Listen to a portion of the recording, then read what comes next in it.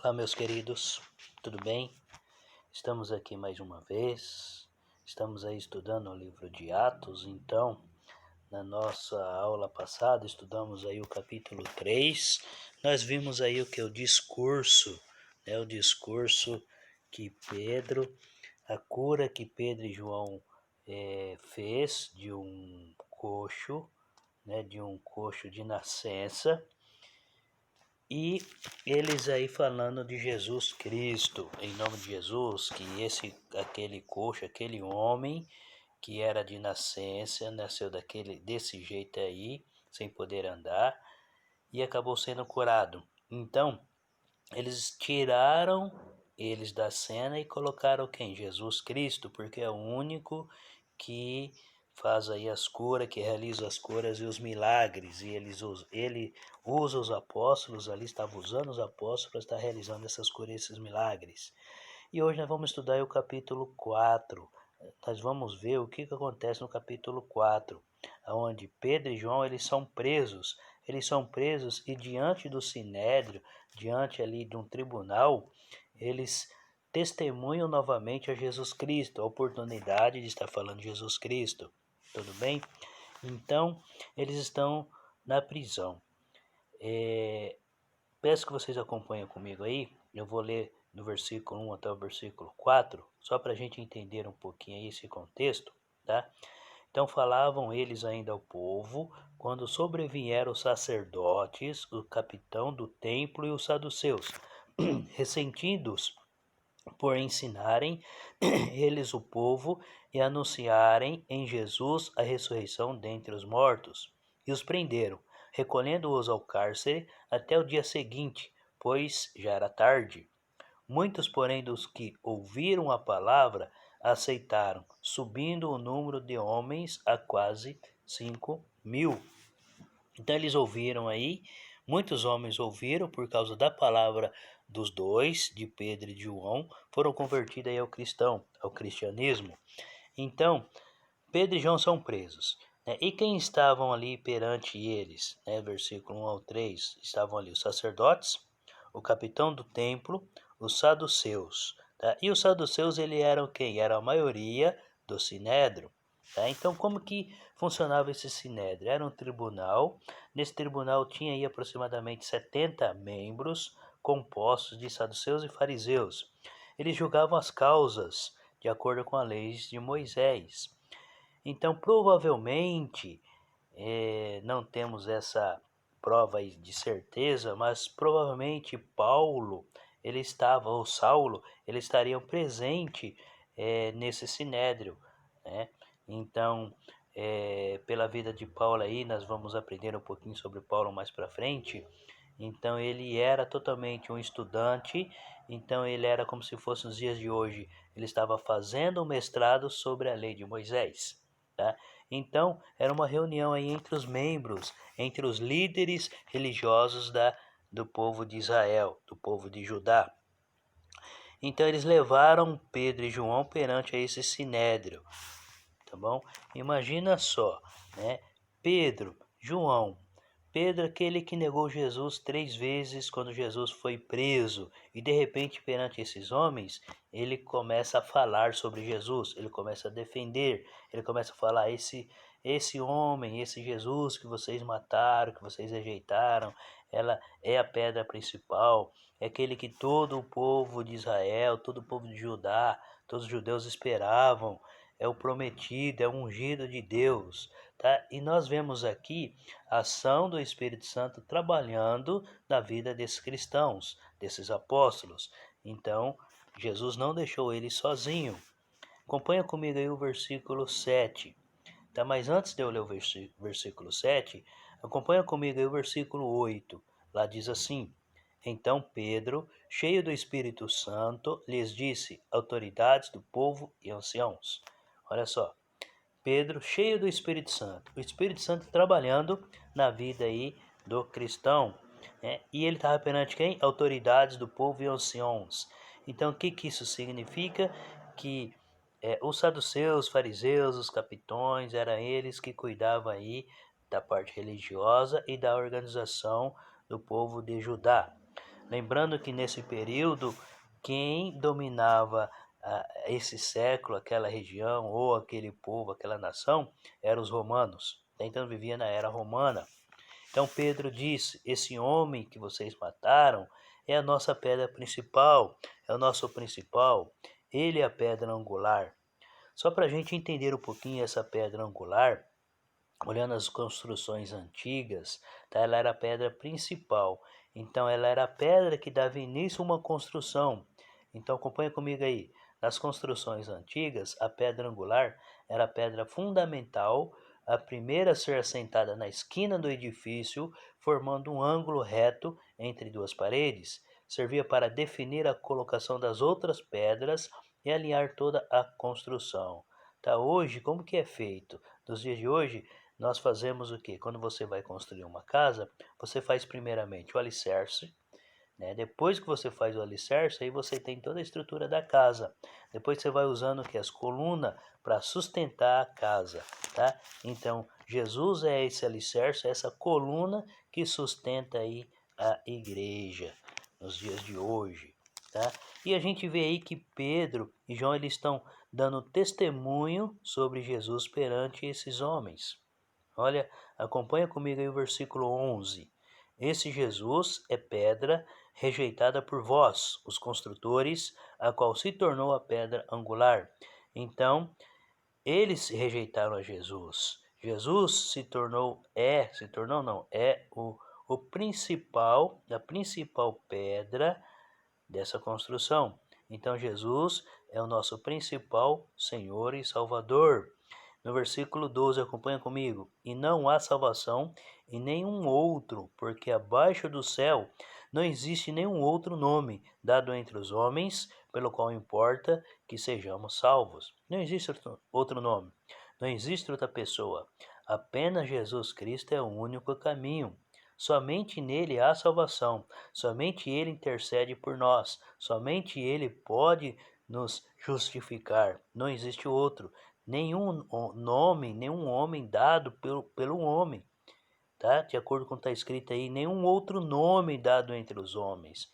Não existe.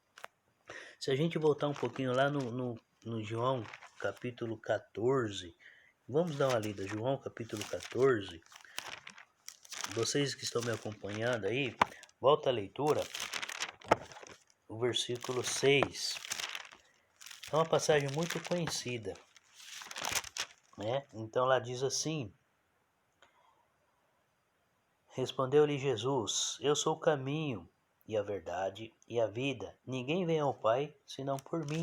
Jesus é o único caminho.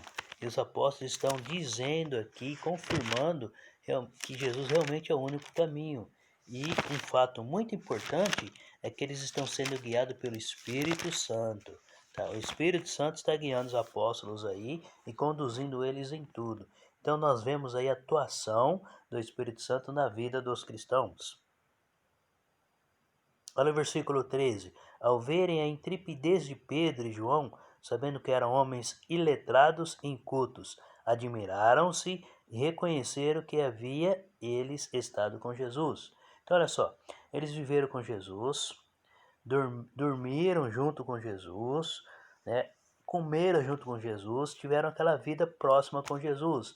Então, automaticamente, eles pegaram, aprenderam com Jesus todo o costume, tudo que eles tinham que estar transpassando para o povo. Então, eles reconheceram essa mudança na vida dos apóstolos, que eles realmente eram um discípulo de Jesus Cristo, né? E outra, eram homens iletrados. O que significa isso, ser homens iletrados? Homens que não tinha formação nenhuma, não tinha formação escolar nenhuma, não tinha conhecimento total das leis, conhecia sim, mas não eram como eles. Tá? Os fariseus, os saduceus, eles estudavam dia e noite, meditavam dia e noite, e o papel deles era passar a ensinar o povo a estar meditando e vivendo realmente de acordo com a vontade de Deus. Só que isso não acontecia. Então, eles eram homens totalmente iletrados, sem cultura, de acordo com os fariseus. Tá? Então, nós vimos aí no versículo, no João 14, versículo 6, que o único caminho é Jesus Cristo, ele é o único caminho, ele é a verdade e ele é a vida. E ninguém vai ao Pai senão por Jesus. Somente através de Jesus nós podemos chegar até o Pai. Tá? E aqui eles estão aonde? Perante a reunião do Sinédrio. Tá? Do versículo 14 em diante, aí vem a história. E eles se perguntam: o que nós vamos fazer com esses homens? Estão realizando milagres, estão falando desse Jesus, né? Estão jogando a culpa em nós, eles estão nos acusando. Então, eles decidem o que vão fazer com Pedro e João. Acompanha comigo a leitura aí, versículo 19. Mas Pedro e João lhes responderam: julgai se é justo diante de Deus ouvir-vos, antes a vós outros do que a Deus, pois não podemos deixar de falar das coisas que vimos e ouvimos. Então, o que Pedro está falando aqui, Pedro e João? Olha, vocês que fazem o julgamento. Só que nós não vamos deixar de falar de Jesus, pois nós vimos, nós ouvimos, vivemos com Ele, estávamos com Ele, então nós não vamos deixar de falar de Jesus. Então, vocês julgam se estamos certos ou não, vocês julgam se estamos certos ou não, mas vamos sempre estar falando de Jesus. Então, olha só, postura firme, postura de cristão, tá? E o resultado? Aí tem um resultado aí. Acompanha comigo o versículo 18. Chamando-os, ordenaram-lhes que absolutamente não falassem, não ensinassem nada em nome de Jesus. Então eles proibiram os apóstolos de ensinarem. Proibiram mesmo. E é onde Pedro responde: se vocês vão proibir ou não, nós vamos continuar falando. Esse foi o resultado aí dessa reunião. Então eles não acataram a decisão do Sinédrio, por quê? Porque o Sinédrio queria que eles parassem de falar desse Jesus. Mas qual foi o ensinamento que Jesus deu para eles? Anunciar a mensagem a todos. Vocês irão comparecer perante autoridades, a reis. Então sejam firmes, que eu estarei com vocês. Jesus deu essa promessa e eles falam que Jesus é a prioridade, certo? Então o Sinédrio ameaçou eles aí, porém eles não pararam. Com isso eles foram soltos. Quando eles sendo soltos, a igreja estava em reunião, os irmãos estavam em reunião ali, os apóstolos estavam reunidos, né? Estavam orando, a igreja em oração muito importante, e Pedro e João contam o que aconteceu com eles. Acompanha comigo aí o versículo 23. Uma vez soltos, procuraram os irmãos e lhes contaram quantas coisas lhe haviam dito os principais sacerdotes e os anciãos. Então Pedro e João contaram o que aconteceu, que eles foram presos, foram levados perante o Sinédrio, ali foram acusados, porém eles se defenderam e falaram de Jesus. Aproveitaram aquela oportunidade e falaram do amor de Cristo, que eles rejeitaram. E eles fazem uma oração. Olha, muito interessante essa oração que eles fazem aí. Acompanha comigo o versículo 24. Ouvindo isto, unânimes, levantaram a voz a Deus e disseram: Tu, soberano Senhor, que fizeste o céu, a terra, o mar e tudo o que neles há, que disseste por intermédio do Espírito Santo, por boca de Davi, nosso pai, teu servo, porque se enfureceram os gentios e os povos imaginaram coisas vãs. Olha só, uma oração forte. Do versículo 23 até o versículo 30, eles estão fazendo uma oração. É uma oração de agradecimento, uma oração por ter essa oportunidade. É uma oração reconhecendo que Deus, que o Espírito Santo estava agindo na vida deles, que Jesus realmente é o Salvador. Olha o versículo 29, tá? Agora, Senhor, olha para as suas ameaças e concede aos teus servos que anunciem com toda intrepidez a tua palavra. Então, olha só, eles estão pedindo sabedoria, eles estão pedindo força, eles estão pedindo que Deus esteja fortalecendo, fortificando cada um deles a continuar essa obra, a continuar esse trabalho, a continuar anunciando, tá? Então, o importante é, devemos estar sempre falando de Jesus. E nós deixamos de fazer isso no nosso dia a dia. E Deus ouve a oração. Deus atende a oração. Eles estavam reunidos, a igreja reunida. Acompanha comigo o versículo 31. Tendo eles orado, tremeu o lugar onde estavam reunidos. Todos ficaram cheios do Espírito Santo e com intrepidez anunciavam a palavra de Deus.